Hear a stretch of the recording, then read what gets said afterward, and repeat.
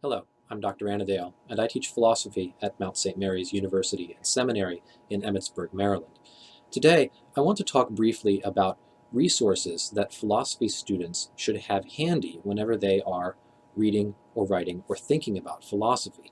These are things that you should have on hand in addition to the books that you will be buying for your individual courses. Two additional books you should pick up are, first, some sort of dictionary of philosophy. This should be something that is paperback. It is handheld, easy to pick up and consult so that you won't have any difficulty or reluctance to pick it up and consult it when you come across some new thinker or theory or concept that you're not familiar with in your reading. One that I can recommend very highly is the HarperCollins Dictionary of Philosophy. This is the one that I keep by my desk. Entries are short, so you can read them in a matter of 30 seconds and get oriented on some theory, concept, or thinker that's new to you in some reading that you're coming across. For students of Catholic philosophy or of neo-scholasticism, neo-Thomism, John Carlson's Words of Wisdom, a guide to a philosophical dictionary for the perennial tradition, is also quite good, though much more specialized. The second book that you should get hold of and keep handy whenever you are reading or writing or thinking about philosophy is a general history of philosophy. Now, the most famous is Copleston, which comes in multiple volumes. That's good, but it's also fairly long and dense. I would recommend it. It's a little weak in the 20th century, but the rest of it is very, very good. So if you can get a copy of Copleston's multi-volume history of philosophy, that's just fine. Another one that I would recommend would be Anthony Kenny's Oxford History of Western Philosophy. This is, as you can also see, fairly handy, easy to consult if you want to get a line on a particular historical period.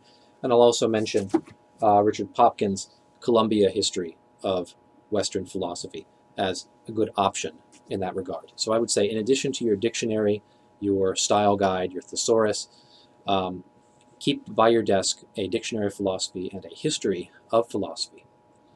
The other resource that philosophy students should know about and be able to consult when needed are encyclopedias of philosophy. And of these, there are two online and two on paper. I'll just mention them briefly, and I'll put information about them and these other books in the description to this video.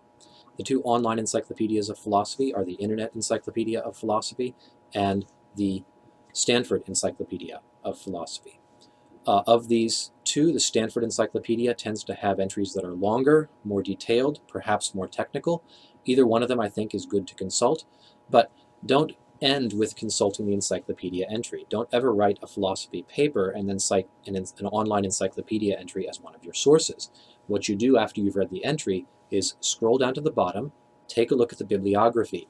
That is your gold mine, especially if the entry has been updated within the past 2 years.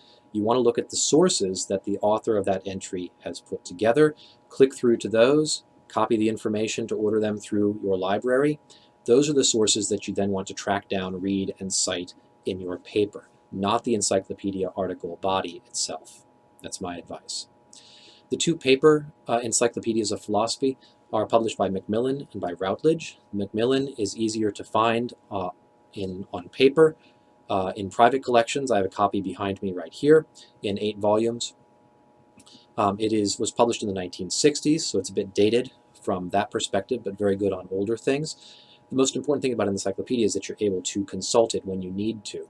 The Routledge is a little bit larger. I think it's in 12 volumes, bound in white boards. Last time I saw it, it's down at the library. It should be in your library at your university.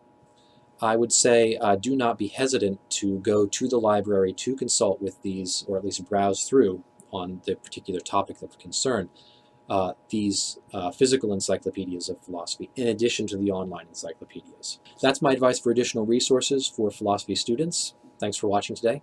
Goodbye.